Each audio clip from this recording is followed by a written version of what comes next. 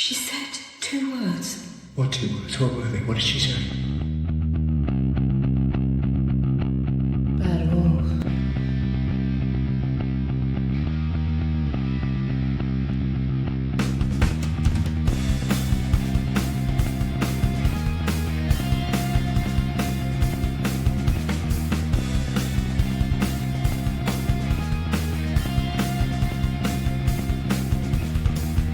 Are you afraid of the big bad wolf, Doctor? Alonzi, everybody, and welcome to the Bad Wolf broadcast. I am Tony, and with me always, Oti!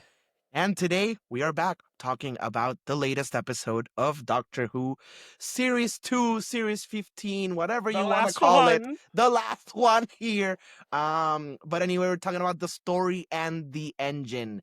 The fifth Ooh. episode in this latest season of Doctor Who. And what an episode it was. Yeah. Pretty Yeah, interesting. It was it was a fun episode because it did some fun connection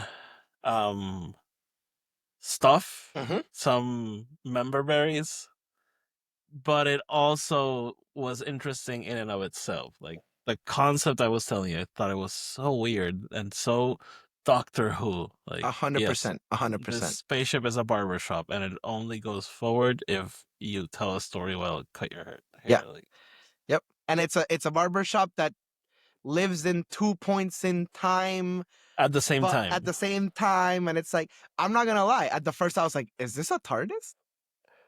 Yeah, because at first I was like, First of does all, this bigger on the inside. bigger on the inside? But I also had that thing of like thinking, does this make sense? And Mhm. the answer is no, but sort of. No, Because but the entrance is at one point in time, but the exit is in the same door, but whatever. yeah. No, it's super interesting. And one thing that I love we're exploring, especially coming off that ending of Lucky Day, the Doctor's getting dark. The Doctor is starting to hit on some darker points in his character that we haven't fully explored with Shooty. Like he gets mad in this like he genuinely gets mad at somebody in this episode, Almost. and you feel that hate, and you also feel his own, like, I don't want to say cockiness, but it's like he knows how much power he actually has, right? Yeah. And he's not afraid to use it. Yeah. I hope we go a little bit deeper into that. I don't think they need to get like super dark though, but it's like I always say the Doctor has to be like the best person in the room, but also like the most dangerous. Yeah, 100%. And I don't think we've seen that yet with Shruti. No. We didn't get that quite with Jodie, and that was like my main issue with that incarnation. The little we get it is too little, it's like And it's not still enough. at the end. Yeah. But it's like, I'll never forget the moment that lovable, goofy, stupid Matt Smith became the guy that's like, and I will destroy everything in front of you if you don't give me what I want. Yeah. And that was the moment, and obviously Tennant has it, but he's coming off like the war, so you feel that. Eccleston has Yeah. the biggest moment of it all when he's like, you don't know who I am, literally, like, I will destroy you. The Eccleston and Capaldi are like, give me what I want, and I probably, maybe, And perhaps you won't. may get out of this alive. Yeah.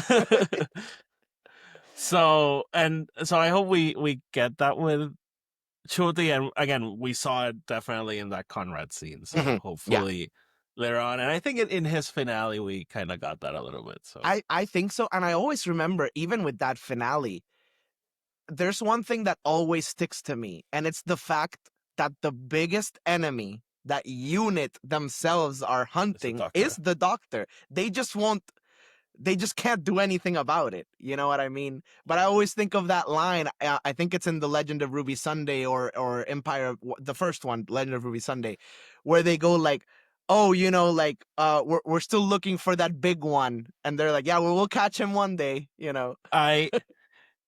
Actually, I know we're derailed a little bit, but I think that's an interesting tangent for the show. But I had never really thought about it because it's really that the doctor and Kate are best friends, Mhm. but they know that in the turn of a second they could be at war with each other, 100%, 100%. and both are true. They are genuine friends, and it's like the master, No, basically. but it's like even the doctor knows it's like the moment when he's like, "Take me to the Black Archive," and he's like, "The Black Archive doesn't exist," and he's like, "Come on, I know the, come on." You told me like Yeah, 16 yeah, times ago. and it's like like even in that same episode, and he's like, "Do you have a time window?" And I'm like, where is the time window? You know what I mean? It's like he Yeah, knows, like they're still trying to catch up to him, yeah, and in a sense catch him. They just know he's better. He's the lesser of two evils, right? yeah. But So so anyway, back going to back, Lagos, Nigeria. Lagos, Nigeria. Okay, so we pick up kind of where we left off. They're still throwing harpoons through Yeah, time and space. literally the Uh Vindicator, right? That's what it's called, the or the Vindicator. yeah. Okay. So they they arrive in Mm-hmm. Nigeria. They do the whole thing, and the doctor doesn't want to go yet. He kind of felt at home. Yeah. We do get that scene with at the beginning, Belinda being like, "Doctor, like, we really have to wrap this up." Yeah. And No, but he tells her, he's like, first off, he tells her this is Lagos, like this is like the center of the technology market, right? If you want to get something technology wise, you come here, right? Which is actually a true fact. Um, and the other thing is, he says he tells this story, which I think is one of the best kind of personal moments we get with the doctor, specifically this doctor, where he says, when I first became Chuti, uh-huh. it's the first time I was black. I didn't, like, I went to a lot of places on earth and I didn't know, like, I didn't get treated the same way. I didn't know how to live. Like, it was different. Yet I came here and I was immediately accepted as one of their own. I became one of them. Um and he says it's the first moment he felt a sense of community, and he doesn't specifically say this, but we all know that it's since he's lost his entire home, first of all, and secondly, that every companion he's ever had, he's had to leave behind at some point. um so he's like, this is the first place that I could come back to and have friends, know people know him there. It's like he's actually like saying hi to everybody, like, and like it's his home away from home in many Hmm. ways. Hmm. Yeah, and I think it's kind of implied in the episode that he had been there before, or Yeah, no? so the episode starts with that story that's told in the animation, and it's like the doctor, one time he went there and there was a fire and he saved the people, as the doctor does now. Hmm. um and he made friends with Omo, who is the uh owner of who would become the owner of a barber shop in the future, right? Hmm. But I think he was a kid when he met the doctor, or at least that's what I thought was Yeah. implied from the story. But yeah, the doctor had been there in the past and he kept going back there. um and it's the whole idea of the barber shop, right? And even he says it, because I love that Belinda's like, doesn't the TARDIS cut your hair? And he's like, yeah, but the barber shop is more than that, Yeah, you don't go there and cut your Yeah, hair you don't alone. go to the barber shop to cut your hair. You go to the barber shop for that sense of community and talking to people and like being in your culture and like feeling included. Yeah. It's that scene. It's those scenes from Coming to America. Yeah, no, 100%, Yeah. 100,000%, dude. Eddie Murphy got it. Yeah. So, Tony, before we go to the housekeeping, how did you feel about the episode I thought in this general? episode was really, really good. I was expecting, there is a little bit of it, but I was expecting a bit more of a deep, like, as we've gotten, these episodes have a little bit of a connection to what we're seeing more. Like, this has a glorified Mrs. Flood cameo. Is it important? I don't think so. What was it But again? when he's telling the story of Belinda's day as a nurse, when it's like a Oh, right. normal day, That doesn't count as a she cameo. walks in and she's like, I'm getting my medicine. bye. And it's like, Good for okay. you. But Good she's for you, Mrs. Flood, which is the character we've known her as. Not like all these other ones in a different time and space. So, but yeah, like I thought it was really, really good. I think the storytelling, as obviously this episode is about storytelling, the storytelling within was great. The use of animation, the use of kind of like the different perspective of like you're seeing the story, you're telling the story, you're listening to the story, kind of like the three stages of everything. And the lore, the I think it was really well written. I think taking into all of these little elements, like we get a Loki mention, you know what I mean? It's like, we get a little bit of everything. So I love, I'm a big mythology fan. So getting all of this here, like it felt right. I really liked it. I thought it was great. Yeah. No, I liked it. It was a weird episode. The logic of it, the story was a little bit like, wait, so this is what's happening? Okay, cool. Um, but I thought it was a cool one. I thought it was an interesting an interesting plot someone came up with, and the way they tied it to what the doctor means, and of course Shuti's heritage and how that all basically comes together in the episode, I thought was pretty cool. We get cool cameos. So We yeah, get a we cool get we get an amazing cameo that I had no idea was happening, and I can't wait to talk to you about it. yeah, no, we'll get to that. So It's not who you think it is. oh, okay. So okay then. We'll be right back to talk about the story and the engine. Hey companions, before we get started, we want to remind you that you can listen to us over on Spotify, Apple Podcasts, Amazon Music, and wherever you get your podcast. Wherever you listen, make sure to follow and subscribe so the podcast episodes will pop up automatically in your feed and you don't have to look for them. If you're listening on Spotify or Apple Podcasts, make sure to leave us a 5-star review, which really helps us get to more people, and that way the show can keep growing. You can also follow us on Twitter, Instagram, and Threads at batwolf_FNI. You can also keep up with our co-hosts' adventure. You can follow Collectoni52, which is Tony's collection page, and you can follow El Podcast de Star Wars, which is Odie's main Twitter and social media handle, but also his Spanish language Star Wars podcast. And our co-hosts also have Film Not Included, which is a podcast dedicated to discussing all sorts of films. The links to all these things I just said will be linked down below. Without further ado, let's get right into the Bad Wolf broadcast.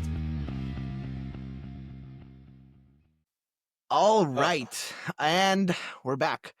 So, the story and the engine. Like we said, this episode kind of starts with this story that's being told, and it sets us in the place where in Lagos, Nigeria, the doctor comes in to use his machine, and he wants to go see his barber. So he obviously goes.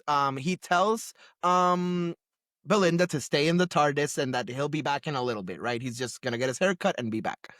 Which, as we know, from our knowledge of film, never say you'll be back. But he goes to the barber shop, and that's where everything goes to hell. I had one question for you that I wanted to leave for after the housekeeping. Do you think that story of the doctor is it Shruti or is it?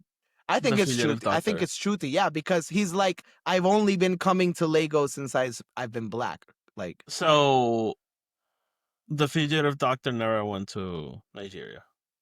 I mean, I think she went like back in the day, but like, Anasi is like a tale from like different parts of Africa. So, but I'm assuming that, yeah, she went, and I'm sure other doctors have gone to Africa. I'm just saying that Shuti's friend Omo was from when Shuti went, not from when the fugitive doctor went. Okay, we had to cut there for a second. Tony, so okay, whatever. It was Shruti, it wasn't the fugitive doctor. Yes. We'll talk about the fugitive doctor soon. Okay, so the doctor goes to the barber shop. Mhm. He guilt trips Belinda into letting him stay for a little while. Yes. Belinda's a saint, man. Like I would have killed him already. Like, bro, I told you to get me home. I would have stolen the TARDIS. She should have stolen it this episode. I think the TARDIS would have been like, oh, Yes, you. finally. I need a break from this guy. So he gets there, the door locks, and they're like, "Oh, this is a bad idea." So I love that he gets in and he's like, "What's happening?" And the other people are like, "Sorry." um, so everything is revealed, right? Yep. Immediately. They're in a ship that's a spider Mm-hmm. going through the World Wide Web, The Nexus. the Nexus, and the they want the doctor there because the ship runs on stories. Mhm. You sit down, you get a haircut, tell a story, and that works as fuel for the ship. 100%. And they are running out of stories, and there is no one in the universe with more stories than the doctor. So they need him there. And so it was basically all a trap, right? They Essentially. basically wish upon a star just to see if he comes, and he comes. And Yeah, I think there's this whole idea of like you get a haircut once every couple of months, so he's gonna come at some point. Do you know what I mean? Yeah. Like, yeah, but that's also the whole thing. Like they cling on the whole, when you need him the most, the doctor will show up. will show up, yeah, So and he does. They're betting on that, and Yeah. that bet is a good bet because he shows up. He's pissed off at Omo, who's his friend from one of those times he went to Lagos. But he'll be like, "You want a story? I'll tell you." Russell did something here. Well, he didn't write the episode. It was Enoa Ellen. So, But he runs the show. no, but this was a great line where he says, "Weeping Angels, Cybermen, Daleks. You want all those stories? But I'm not gonna tell. I'm not them." gonna give it to you. I'm gonna give you the most common story you can think of. Yeah, I was like, no. And I think that's his point. It's saying that the most common stories have the most power, Yeah, not the like big stories that you would think they are. but I thought that was the writers looking at the fans, being like, "We're telling something else right now." He's like, you already know these stories. Don't worry about it. I still need to see Chuti with all of them. The reality war is looming. Alex all along? No, I don't think so. I don't think it's gonna be. So his stories, of course, are like super fuel for the ship. So once he starts talking, like that shit runs rampant. What was the barber's name? I think it was just Barber, no? Oh, okay. So there's this whole thing of who is the barber. And he tells a story that he, was Loki. He was like a lot of different gods in a lot of different stories. And the doctor's It's like, been a lot of gods of stories because all these gods are the gods of like storytelling and like, myth. but then the doctor's like, no, Yeah. that's not what you are. The doctor's like, I've met all of these people and you're not them. If you were Loki, you and I had sex, and you and I had never had sex. I would remember. And then what he tells them is he is the person behind them, which actually would be the person in front of them if we're thinking logically. But he is the epitome of oral tradition. Yeah. He is the person that kept these stories alive through generations so that these gods wouldn't die, because these gods of myth only exist in myth, and that myth needs to stay alive. The story needs to stay alive for them to have quote unquote power. And this is stuff we've seen this in multiple places. It's not the first time we've seen this story, but that's like it, like, and that's what I love about it. Oral tradition, the whole, and like, we grew Very up in African thing, we really. grew up in a culture where oral tradition is very important because of our African roots. And all those stories and how you bring those stories forward and keep telling them and keep like the myth and the story and the legends alive, right? And that's what the barber is. The barber is the storyteller, right? Yep. And he And had no one knows who he is. created this engine that would keep these stories alive, thus creating the Nexus. And the Nexus is essentially oral tradition come to life. Yeah. Right? So, and he's kind of pissed off because nobody talks about him. He makes sure that everyone gets talked about, but nobody has ever talked about him. No recognition. And he basically wants to rip the gods. He wants to cut the gods off, basically, remove them from history. Is this the Conrad of this episode? Basically. It's mad that Yeah. they didn't want him, so he's like, fuck you guys. Fuck you guys. This wedding is horseshit. So that's his big plan, but he also has the help of Abina, is her Mhm. name? Abby. Who is the daughter of another god that I don't remember right Anasi. now. Anasi, sure. Yes. And there the doctor's like, wait a Right. minute. Anasi being the god of stories in Africa. Exactly. Right. So the doctor's like, wait a minute, we've met before. He's like, I And- know you. Yeah. Oh, ever since she came in, he's like, I where do I know you from? Yep. And I love the moment because while all of this is happening, every time the door to the barber shop opens, there's an alarm going off on the TARDIS. And right. Belinda's hearing it, so she decides to go get the doctor. And So the alarm was going off because I'm gonna assume that the barrier in time and space is being disrupted, and the TARDIS can obviously sense that. That's my thought. I thought it had something to do with the doctor Being in danger. no, just disappearing from that timeline or from that space and time point. Right? No? Yeah, it could be. It could be. Yeah.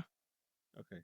So yeah, Belinda then decides to investigate. So Belinda gets there, and the first moment I was like, "There's something crazier here." Is when she says, "Who's this? Your new companion?" Oh. And I was okay. like, "Wait, why would you say it that way?" Yeah. So okay. There's a little detail that I love, and it happens at the beginning, but then when Belinda goes there, you also see it play out. The doctor sees this sign that says "Don't go any further" or turn back. He's like, "Okay, I need to check this out." Yeah. So The doctor and then makes you Belinda kind of inquisitive. figures it out because like she's like, "Oh, the doctor would definitely like The go doctor there." would definitely go here. Yeah. And she then goes in and again, Abina's like, "Oh, your new companion," and we learned that when the doctor was the fugitive doctor many millennia ago, Many millennia ago. she, as a fugitive doctor, met Abina's mom, right? And they were friends or enemies. Met or Anasi. something. Met the god.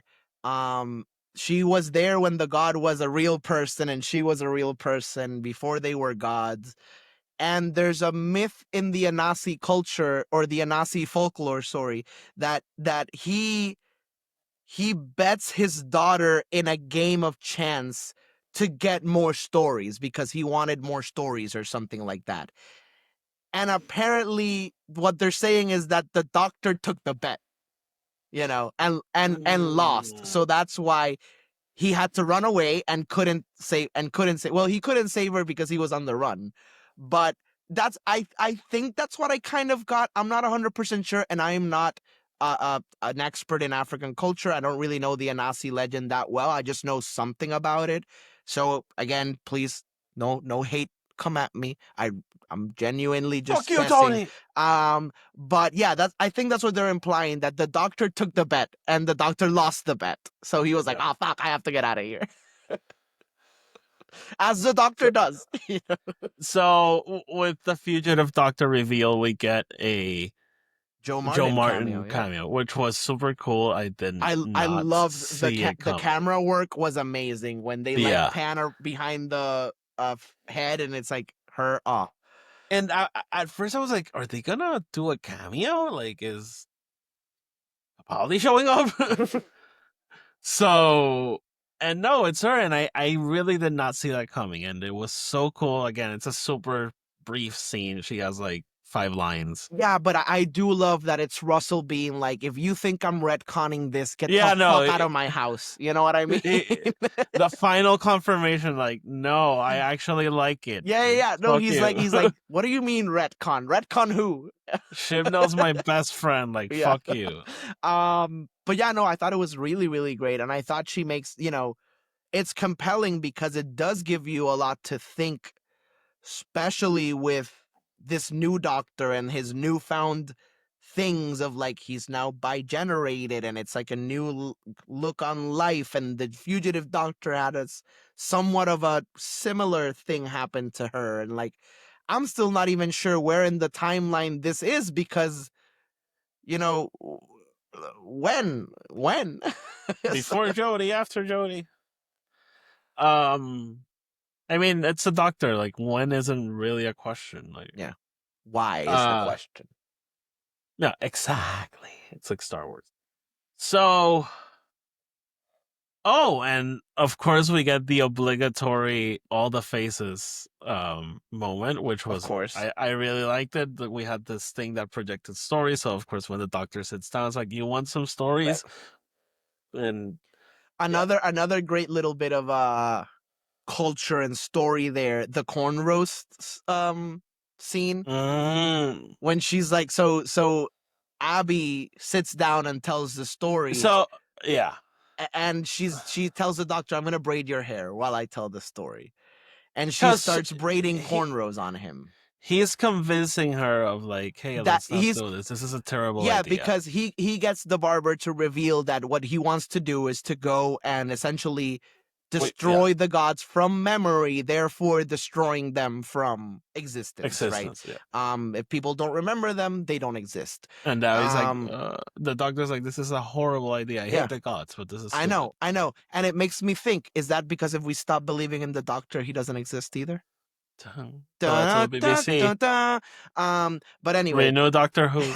he's trying to convince Avi that like, hey, he wants to do something that's not great. Like, you won't exist anymore. Nobody Yeah. will exist anymore. So she kind of moves to his side and she starts braiding him, and he tells the story of like how slaves would make cornrows, like the braids into their hair, to weave patterns of how to escape from the places that they were being enslaved in. And I thought that that's like an amazing little detail that, like, first of all, only like a black writer would like come up with this and Yeah. write this and put this into a Doctor Who story. But I love that these are things that people don't know and don't realize and forget. And it's like I love that they're just bringing it back in just a random episode of Doctor Who, something, a very important aspect to the culture. And it's useful too because the Doctor then uses it to get to the story engine, which I do love. But yeah, no, like you said, we do get that amazing, because he's like, you want stories, I'll give you stories. And it's like every face comes on, We get Capaldi, we get Matt Smith, we get Tennant, we get Eccleston, we get all the classic Who era doctors. I was hoping to see some like random faces around to like be like, wait, what? Like Like the Timeless Kids. something interesting. Like, I don't know. Like, what if we had seen like I don't think we saw the War Doctor. But Right. like, remember the Shada, not the Shada one, there's the doctor that came up in Rogue that was the Tarkin. The Richard E. Grant. Richard E. Grant doctor, like, or I don't know, something. I mean, even if it had been animation, I thought it would have been cool. Yeah. The Tarkin Doctor. The Tarkin doctor, I forgot about that. He has 2 movies, not one, 2 Now movies. in color. No, the Daleks in color. So yeah, she then does the map in his cornrows, and we see the Doctor with cornrows, which is something that I have seen and will never forget. And hey, and I love it. The Doctor has never been ginger, but he has had cornrows. Yes. So he and Belinda try to escape. Yeah. They use the map. That was like, what? and they make their way to like the engine of the ship, which is like this robot brain thing. And the doctor's like, of course it's a brain. Like, what else houses stories? Yeah. It turns into like a tree thing. It's a heart. It's not a brain, but Oh, whatever. what? I don't give a shit. It's an organ. So Yes. they then escape. Yeah, so he essentially he overloads the engine, which the barber is like, perfect, you've given me more fuel than I could use, and We're gonna Belinda's go like, no, faster you don't now." understand. This can't process this. Like, it's gonna fucking blow up. So the doctor's like, yeah, everybody get out of here. We gotta get out. He essentially tells the barber like, hey, open the door, let these people out. You can either get to your destination or not. But then he like has a moment and he steps back and he's like, you know what? Actually, I want to tell you a story. And he's like, I met Ernest Hemingway and I told him to give me the shortest story ever. And he literally says, I'm born, I die, I'm born. I'm born. And he essentially makes a challenge to the barber to be like, what's going to be your six story? 6-word story. And the barber kind of has like this moment of like, I guess I want to live. I want to Yeah. tell more stories. Like, I do want to tell more stories. So he saves them all, as the doctor does. Yep. Because the doctor is awesome. So we're back in the real world. The story engine collapses on itself. I still don't understand how the spider was coming out of the door when I don't, dude. Literally, when that happened, I looked at my wife and I was like, "How?" Sure. I was like, yeah. I was okay. like, "How?" But anyway, it implodes and the barbershop just becomes a barbershop. We have this great moment with the doctor and Omo when he tells them like, They reconciled. you They know, were the- fighting at the beginning of the like, yeah, episode. like, I know you did something bad, but I know you wanted to take care of these people, so I'll forgive you, whatever. But I did love the great moment when all of them get together and they're like, the doctor may have saved us, but Abby, you were the one who like kept us alive while we were here. And Oh, there's, because she brought them food. yeah, she brought them food. She like kept kept them alive, literally. And I love that because it's very rare we get these moments where like everybody gets a thanks. So I did like that. Yeah. And the barber keeps the barbershop. And Omar retires. Yes. And So, you want to talk about that secret cameo? just 1 second. Oh, the Mrs. Flood cameo. So the story the doctor tells in the barbershop is the story of Belinda, and because he admires her or something. And we get a cameo of Mrs. Flood being like, "Oh, Belinda, getting my Sure. shit." Still not the cameo I'm talking about. Yeah. No, I just mentioning that. Go ahead. So, when Belinda is going to go get the doctor, we see Poppy from Space Babies. Oh, I forgot about that. And I love that moment when they're walking to the TARDIS and Belinda's like, Did you see a baby? And the doctor's like, What baby? He's like, I don't know, I saw a baby. He's like, I don't know, the stories were leaking out. And I'm like, is that maybe what this whole reality war thing has, like, stories of the doctor are leaking out everywhere and kind of causing this fluctuation in weird like that's why he can't get back? I don't know, like, it made me think a lot of things because I was like, why would Poppy be here? I mean, I have no idea. But and Midnight sequel? Is that another story popping off? Exactly, like, stories are coming back, things that have been, the giggle is back with Lux, so like we knew the gods were coming back, but like the giggle itself, like, the past is coming to haunt the doctor. The Master? I fucking hope. Fuck these gods. Mrs. Flood is the master. Come on. So, oh, by the way, I don't know if you saw that, but like Joe Martin was at the premiere of the season. And so was Michelle Gomez. So I know. Uh, I don't know. I do kind of want her to just come back. Like, what if she's in the Interstellar Song Contest? Oh, that would be crazy. That would be crazy. It's her singing, and then as an electric guitar starts playing, and Capaldi steps out. That's a finale. That the show would get renewed for 10 more seasons. Literally. By the way, Capaldi alone. as of this point, the show has not been renewed. You keep saying that. Stop saying that. I'm just saying. So it is true. The show still has not been renewed, and how do we feel about this, guys? How do we feel about this as fans? I mean, I don't know what to think. Because like I'm like you, like it can't end. But at the same time, it's like it ended in could end. 1982. Exactly, like 89, it really like, could end. Like it did. Yeah, I don't know, because like the other thing is like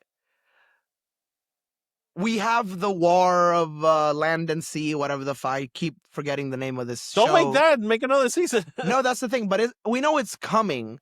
So it does, like, I'm fine if they say, like, hey, we're going to do this show and then we'll bring back Doctor Who in a year or two, whatever. I don't care. At least tell me that. But they haven't even said that. And they have another show coming on after this. Like, you're really telling me that the war between land and sea is going to be the last Doctor Who project to come out? For a while. That would suck. Okay, Tony, let's leave. I'm getting bummed out. Sorry, I got mad. Oh. I got mad there. I'm sorry. Hopefully, a little. I think it'll get renewed. Hope so. So, okay, Tony, we're 3 episodes to go. Mm-hmm. Got the Interstellar Song Contest, Wish World, and the Reality War. But Wish World comes out on May 24th, right? which is the day the Doctor can't go Go back back to. to. So I'm guessing whatever the events of the finale are, they will start there. Right. So I think it'll be kind of a 2-parter. I mean, I believe that Millie Gibson confirmed her appearance in both of those episodes, 7 and 8. They released the episode description for Yes. the Reality War, and it's like a Ruby, and he needs to save Ruby and Belinda, I think. So I don't know. So if we get a season 3, hopefully we get 2 companions at the same time. Yeah. Who knows? Who knows? I'm interested. I'm definitely super interested. I mean, I'm even interested on this next episode, to be honest. So I'm the least excited for that one, but we'll see. Juno Dawson wrote it, so I'm interested. Okay.